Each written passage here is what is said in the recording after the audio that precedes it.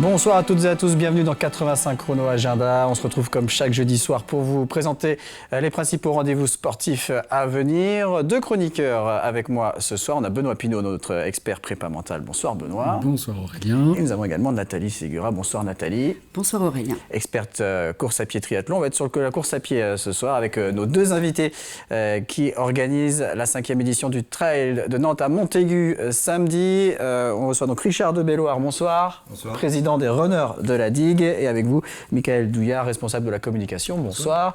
Vous étiez déjà venu il y a 3 ans nous parler donc de cette course qui repart cette année donc avec cette 5e édition. 3 courses au programme, Nathalie, dont une nouvelle. Ouais. Et pas une petite, 103 km. Comment ça vous est venu ce 103 km? On arrive à nos 5 ans, à l'année anniversaire. Donc on a envie de proposer un nouveau format qui ne se fait pas trop dans la région. Donc c'est pour ça qu'on a travaillé un peu dessus. Donc ce 103 km s'appelle l'Ultra Castle Tour. Ouais. On peut rappeler les deux autres aussi, le Trail de la Maine. Oui, le 22 km. Et le Trail de la Digue. Voilà. 53 et km. la course mythique depuis le début. Ouais. Et donc le Trail de la Digue et la nouvelle course de 103 km rapportent des points pour l'UTMB. Oui, c'est ça, ouais. Et on a des qualifs aussi sur le 103 km. Non, il Non. n'y a pas L'UTMB. de qualif, voilà. On n'est pas en UTMB. Alors, la grande course, donc 103 km, c'est départ à 4h du matin samedi. Oui, de l'intérieur de la cour du Château des Ducs. Donc un site qui est plutôt exceptionnel. Ouais, départ donné par Éric Hervouet, maire délégué de Montaigu-Vendée, qui sera prêt. Voilà. Le trail ensuite de la Digue. Oui. Donc là, le départ... Donc lui, il se fait depuis l'année dernière, donc toujours au château, mais dans la partie des douves, vu que le château est en exploitation la journée. Ouais. Donc c'est un départ à midi. Voilà, et le Trail de la Maine, départ à Aigrefeuille. Voilà, à 14h30. D'accord. Et les 3 courses arrivent à Montaigu-Vendée, au château. Très bien. Bon. Les inscriptions, vous avez arrêté les inscriptions, je crois. Oui, donc on avait ouvert les inscriptions au 1er mai, comme chaque année, et du coup avec une fin au 1er septembre. D'accord. Et vous pouvez nous parler un peu des parcours qu'on va retrouver sur ces trois courses? Donc les parcours, c'est des parcours qui empruntent principalement les bords de Sèvres et de Maine, voilà, mais aussi le vignoble nantais et le haut bocage vendéen. D'accord. Et donc pas d'inscription sur place. Non. Et c'est une course 100% éco-responsable. Oui, depuis le début, on a un peu ce petit intérêt pour l'écologie raisonnée. Voilà. Donc on n'a pas de gobelets depuis le début, même avant la fin des gobelets en plastique. On a supprimé toutes nos bouteilles en plastique sur les ravitaillements depuis maintenant 2 ans. Et cette année, en plus, on propose aux participants de choisir entre le t-shirt qu'on offre dès le début ou de planter un arbre. Donc on a à peu près 15% de personnes qui se sont dirigées vers le choix de l'arbre. D'accord. Et donc pour le public, retransmission des 3 départs en live sur votre page Facebook et également sur la place de l'hôtel de ville à Nantes-Montaigu, un écran géant où là on aura les départs et puis également peut-être des points sur la course, oui, sur les courses. C'est ce qui est prévu, oui, effectivement. Un grand écran de 16 mètres carrés qu'on a mis en place l'année dernière, qui a très bien fonctionné, donc on a relancé le concept. Avec un animateur de luxe. Ouais, on a Johan Jadot qui nous suit depuis le début. Et on a un deuxième speaker depuis l'année dernière, qui est Freddy Papin, qui est de la région aussi. Johan Jadot, vous inquiétez pas, vous le retrouverez très vite sur ce plateau à l'antenne de TV Vendée la semaine prochaine, justement, dans le numéro 85 Chrono Agenda, jeudi de la semaine prochaine, puisqu'on parlera cyclisme dans 85 Chrono. On reparle du Trail de Nantes à Montaigu dans quelques instants, bien sûr, mais on va commencer à énumérer les rendez-vous sportifs du week-end. Il y aura du football samedi et dimanche avec le 4e tour de la Coupe de France et l'entrée en liste des équipes de National 2. Il y a encore 17 équipes vendéennes dans cette Coupe de France. Il y aura une belle affiche, notamment entre Pouzauges, équipe de N3, et Saumur, équipe de N2. L'équipe des Herbiers, qui va donc débuter cette Coupe de France, se déplacera à Poincé, équipe de Régional 3. Puis toujours en football, en Division 2 féminine, la 3e journée, et la Roche-Esso se déplace à Metz. Du basket avec la 3e journée de National 3 féminine, avec donc la deuxième journée, pardon. Le Smash face aux Herbiers sera un derby. Il y aura également l'équipe de Riévy face aux Poinçonnais. Et du côté de la Nationale 3 masculine, eh bien, on aura lors de la 3e journée Chambretot face à la Séguinière, Saint-Georges-de-Montaigu face à Hennebon et Salertaine face au CTC Les Sables Roche-Vendée. À noter que ça démarre en Nationale 1 masculine. Chaland se déplace à Chartres et l'équipe des Sables se déplace à Tarbes-Lourdes. Du handball avec la Nationale 3 masculine et la 3e journée. Le Slam tentera de décrocher sa première victoire face à Biard samedi soir. On jouera également en National 1 avec un déplacement pour Pouzauges à Poitiers. Chez les filles, La Roche-sur-Yon ira à Montcoutan et en National 2 féminine, l'équipe 2 de La Roche jouera à Bléré. Il y aura du ring hockey samedi soir avec la 2e journée de National 1 Élite. La Vendéenne qui a perdu à Ploufragan lors de la première journée accueille Mérignac samedi soir. À noter que le match du Poiré face à Saint-Sébastien est décalé au 22 octobre. Ça démarrera également en hockey sur glace en division 3.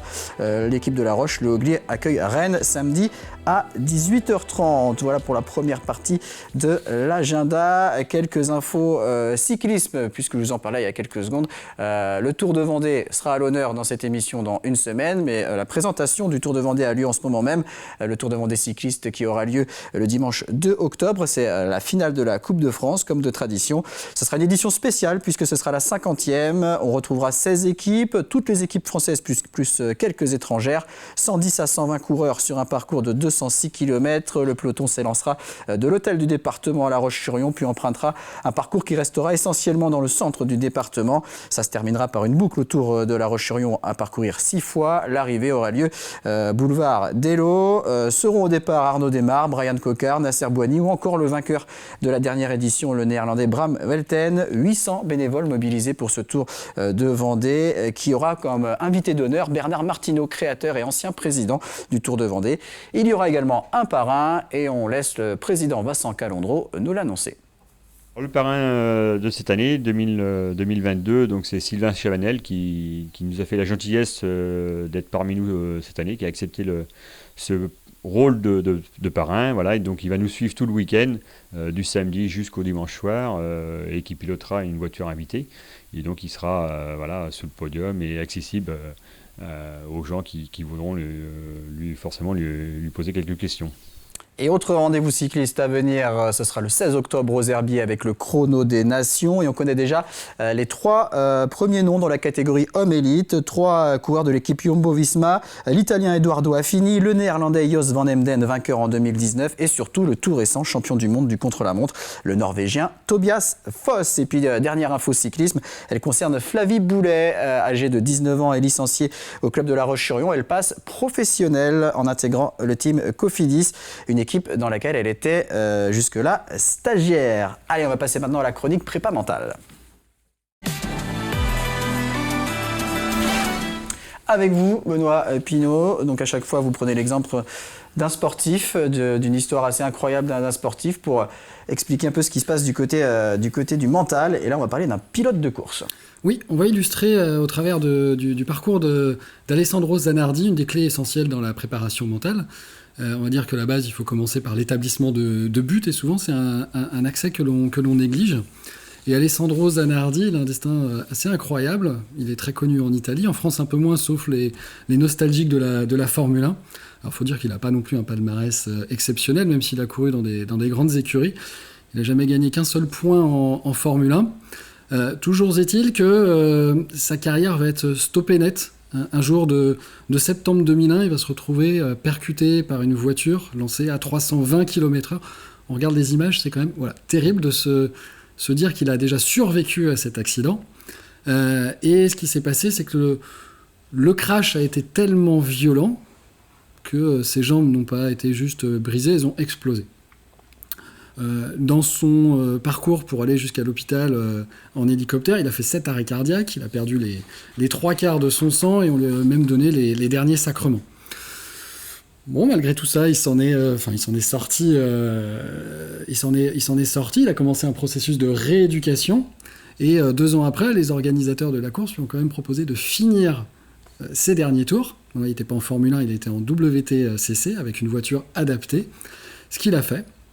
Et à ce moment-là, il a même déclaré qu'il ne considérait pas son accident comme une tragédie. parce que finalement, au bout du compte, ce qu'il souffrait, c'était simplement juste d'avoir 2 jambes en métal. Donc il a quand même été amputé au-dessus des genoux.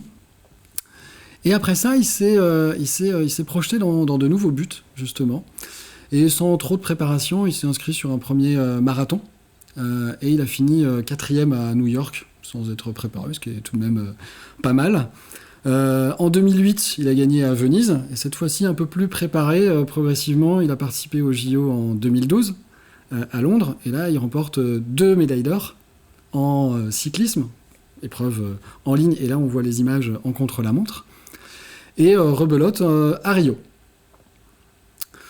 Ça lui a pas tellement suffi, finalement. Alessandro il s'est mis d'autres buts derrière. Il faut savoir qu'il a gagné 12 titres de champion du monde dans des catégories très variées et différentes, notamment même sur Ironman, hein, donc là où on enchaîne natation, cyclisme et vélo, hein, donc natation sans les jambes bien sûr, sans assistance particulière.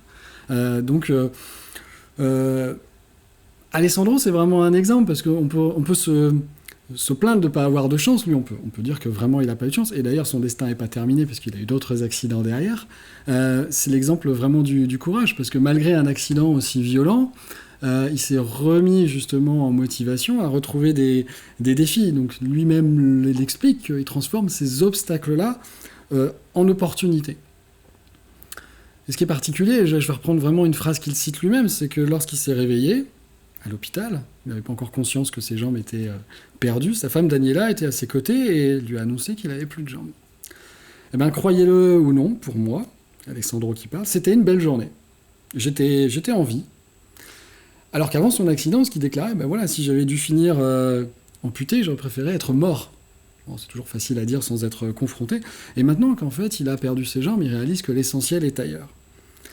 Il faut savoir qu'après, en 2020, un entraînement, il s'est fait percuter par un camion à vélo, donc il s'est retrouvé encore à l'hôpital. Là, aujourd'hui, à 55 ans, il est toujours dans un processus de rééducation.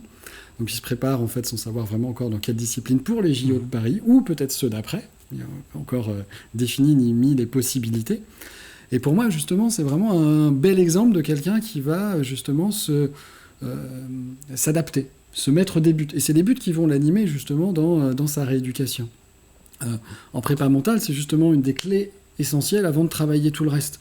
C'est la force des défis, parce que quand on se met un défi, on va être capable de mobiliser du temps, de mobiliser de l'énergie pour aller accomplir tout ça. Alors même nous, si on n'ambitionne pas forcément de gagner des médailles olympiques, on peut avoir tout autre but dans la vie, quelque chose de suffisamment ambitieux, ça va nous porter justement pour l'atteindre et générer cette motivation. Moi, je voudrais quand même aussi féliciter, parce qu'en Vendée, on a des structures qui nous accompagnent justement pour des sportifs, alors qu'ils soient valides ou non, hein, avec le comité départemental olympique et sportif, donc il va accompagner des sportifs valides ou handisport, notamment voilà, Gaëtan Mingui en tennis, Gladys Lemoussu en triathlon. Et vraiment, voilà, ce que je voulais dire aujourd'hui, c'était de profiter de cette clé en préparation mentale, de travailler là-dessus et de commencer justement par établir des buts et de s'adapter. Très bien. Eh bien, merci Benoît. Un but, eh bien, tous les coureurs de ce week-end s'en sont fixés un, c'est de terminer leur course. Du mental, il va en falloir donc pour les coureurs du Trail de Nantes à Montaigu, avec notamment ce nouveau Ultra Castle, alors j'ai oublié le nom. Ultra Castle Tour, voilà, de 103 km. En termes d'inscription, combien de coureurs vont être présents ce week-end ? Donc cette année, on a vendu à peu près 950 dossards. Donc c'est 200 de moins que l'année dernière, mais c'est un peu dans l'air du temps, hein, on va dire. Il y a beaucoup de courses qui s'annulent aussi par manque de coureurs ou de bénévoles. Donc on a encore la chance de pouvoir faire cet événement. D'accord. Donc là, 250, c'est uniquement sur le... 950. 950, donc sur la totalité. Ouais. Avec une course qui a récolté plus de succès que d'autres. On a toujours la course des 22 km, hein, qui est la plus abordable. Donc là, généralement, on arrive à faire le plein. Et cette année, on a vendu à peine 500 dossards. On a un petit recul de 170 coureurs sur le trail de la Digue. Hein. On n'est plus qu'à 330 au lieu de 500 l'année dernière.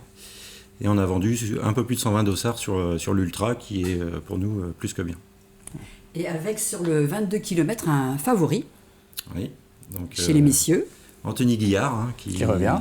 Qui nous fait la joie de venir régulièrement sur notre course. Et donc oui, c'est un peu l'homme à battre de la course. Sur ce 22 km, sur les autres distances, il y a des coureurs qui sortent un peu du lot, oui, qui sont attendus en favori également. Donc sur l'Ultra Castle Tour, on a Louis Sorin qui a plusieurs fois gagné le 53 km. Et donc on a aussi un athlète américain qui fait des 100 miles aux États-Unis qui sera présent. Donc il devrait avoir une belle bataille en tête. Donc le trail Nantes à Montaigu, c'est organisé par les runners de la digue.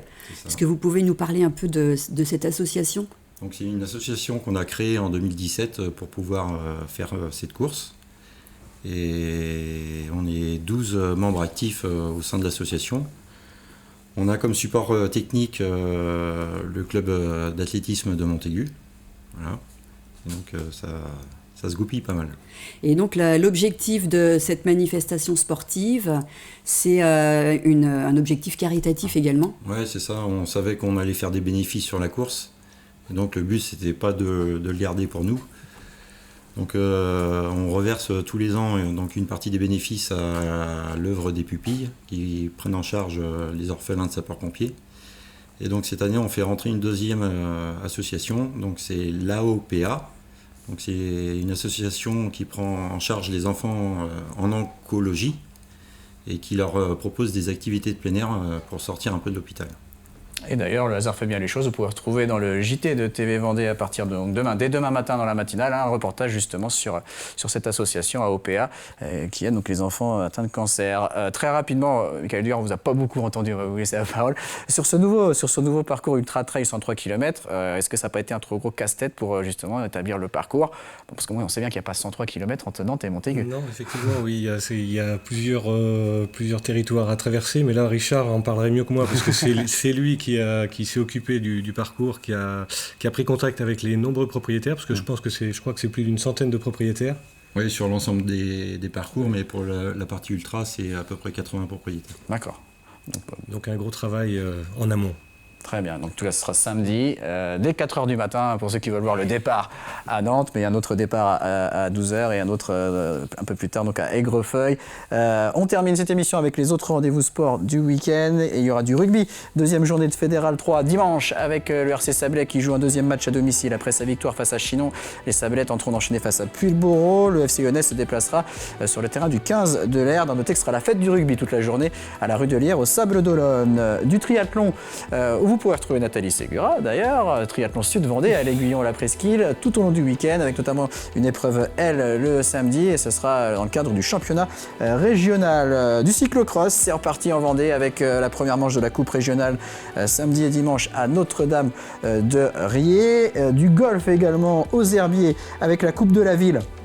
Ce sera dimanche, mais il y aura également des portes ouvertes tout au long du week-end au golf des Alouettes. Autre événement course à pied, c'est la course de la Corniche vendéenne à Saint-Hilaire-de-Riez samedi. Il y aura des courses enfants, un 7 km, un 14 km et également une course en duo, elle et lui, de 17 km. Et je vous laisse la parole, Nathalie, pour une autre course, l'Indus Run. L'Indus Run, ça sera au Poiré-sur-Vie au Moulin-Élise. Samedi matin, départ à 10h avec un relais course à pied de 2 à 7 coureurs pour parcourir 50 km, également un circuit VTT de 8 km avec 2 à 5 VTTistes, des parcours pour les marcheurs de 7 à 14 km, organisé par l'association Autonovie et qui reverse l'ensemble des bénéfices au profit de Théo, un accidenté victime d'un accident du travail.